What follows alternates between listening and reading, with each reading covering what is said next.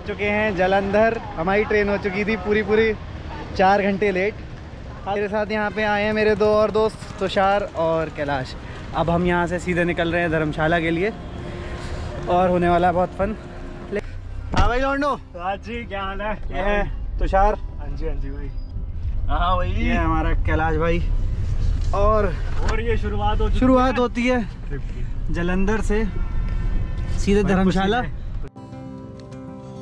जालंधर से धर्मशाला पहुंचने में लगते हैं लगभग 4.5 घंटे और ये सफ़र है 158 किलोमीटर का।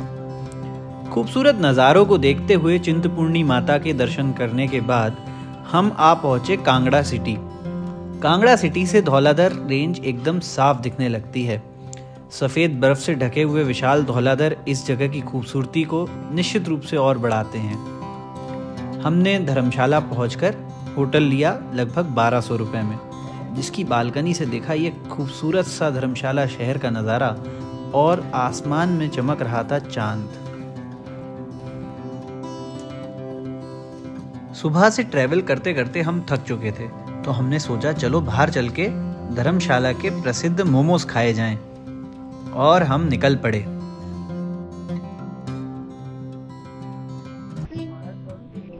और एक शेर है राहत इंदौरी साहब का, वो शेर ऐसा है कि चलते फिरते महताब दिखाएंगे तुम्हें, चलते फिरते महताब दिखाएंगे तुम्हें, मिलना हमें पंजाब दिखाएंगे तुम्हें। महताब का मतलब होता है चांद, और मैं यहाँ देख रहा हूँ सड़कों पे चांद ही चांद है चारों तरफ।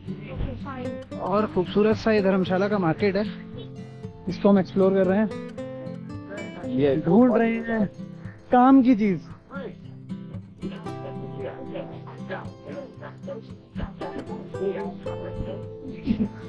मोमोज खाते हैं आपको कैसा लग रहा है तुषार भाई? बहुत मजा आ रहा है यहाँ पहुँच के। फाइनली अभी मजे कर रहे हैं। अच्छा लग रहा है।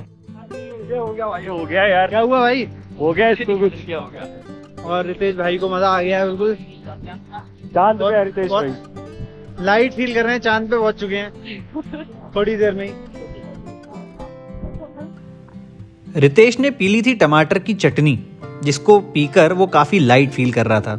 फिर हम गए धर्मशाला सिटी मॉल में और यहाँ मिली हमें दूसरी काम की चीज, डोमिनोज पिज्जा।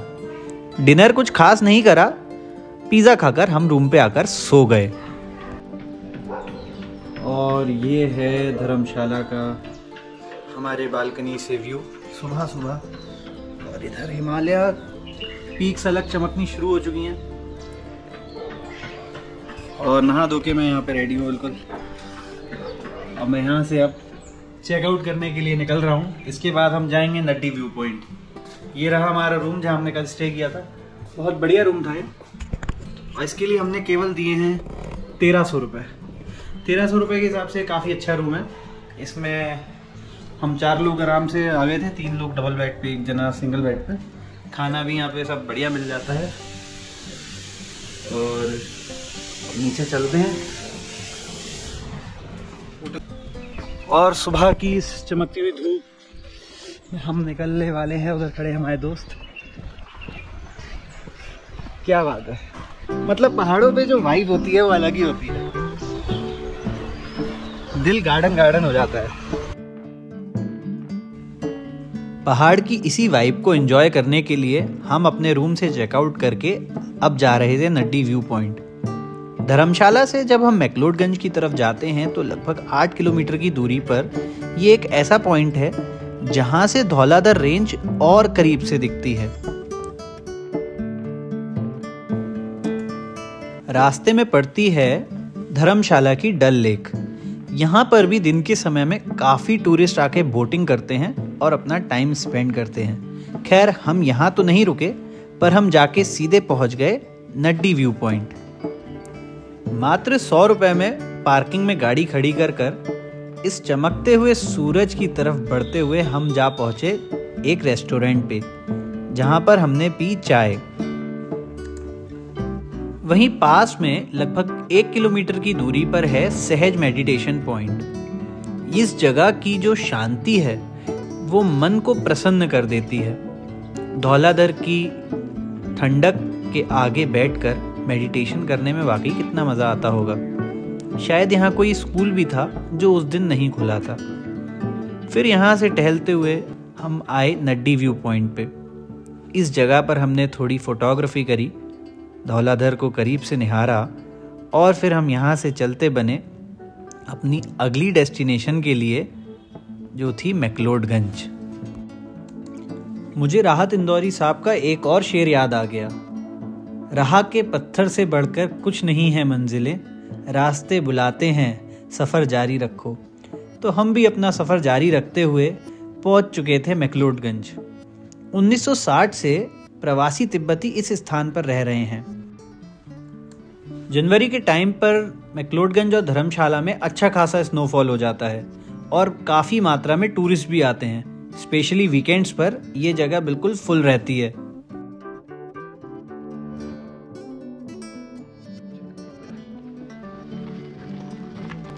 और यह है त्रियुण ट्रैक का स्टार्टिंग पॉइंट।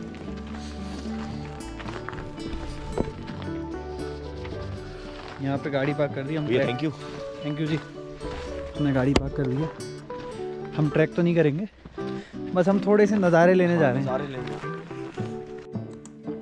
9 किलोमीटर का ये ट्रैक मीडियम से मॉडरेट लेवल का है, ज़्यादा मुश्किल नहीं है और इस ट्रैक के रास्ते में काफ़ी खूबसूरत नज़ारे देखने को मिलते हैं। खैर हमें मिला ही एक नन्हा सा मेहमान जो कि शायद घबराया हुआ था। यहाँ से निकलकर हम सीधे पहुँच गए मैक्लोडगंज के अंदर। इस समय है मैक्लोडगंज की पार्किंग से चौक की तरफ जा रहे हैं।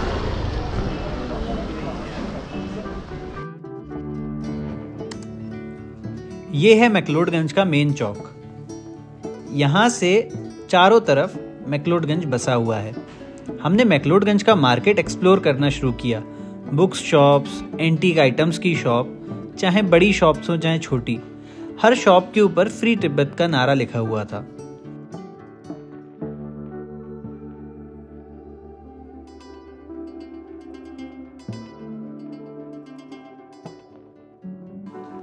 मार्केट कितना भी अच्छा हो, लेकिन एक चीज थी, यहाँ पे सारी ही चीजें काफी महंगी थी।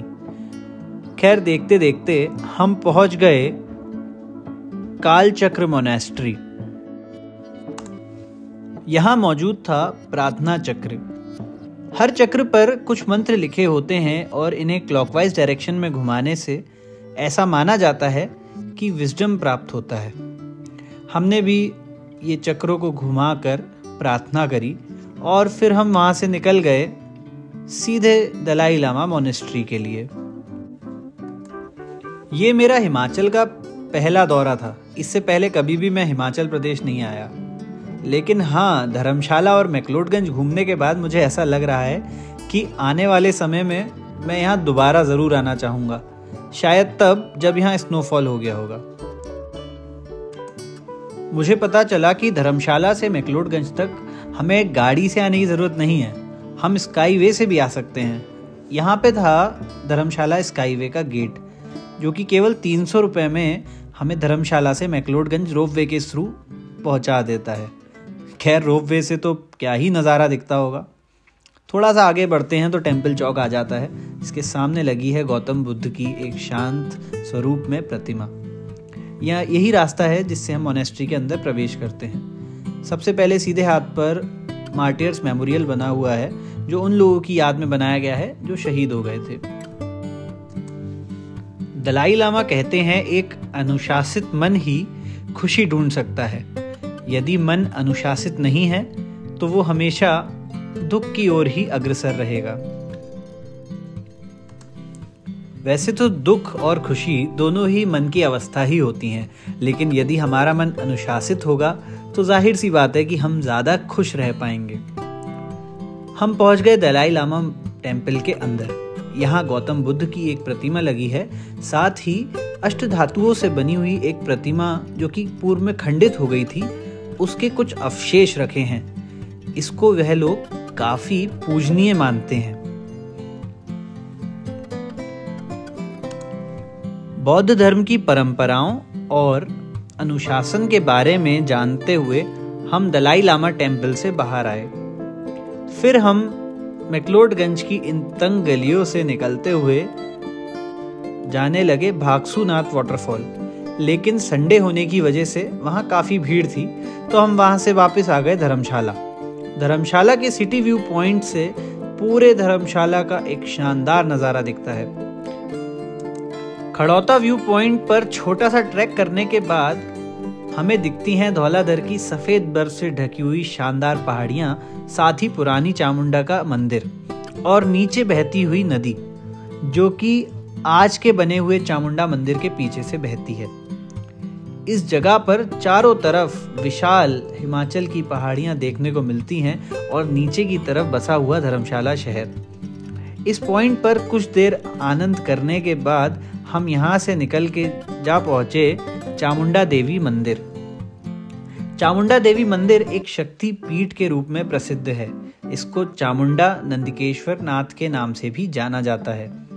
ये खड़ौता व्यू पॉइंट से लगभग 12 किलोमीटर दूर था। कांगड़ा जिले में स्थित है।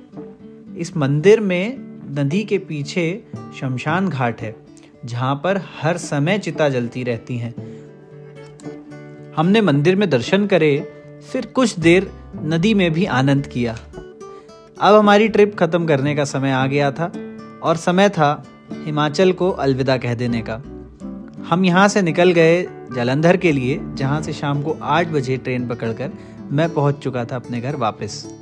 उम्मीद है आपको वीडियो अच्छा लगा होगा। चैनल सब्सक्राइब करें और कमेंट में बताएं आपको क्या चीज़ सबसे अच्छी लगी। ट्रिप डिटेल्स के लिए आप मुझे इंस्टाग्राम पर मैसेज कर सकते हैं। Thank you.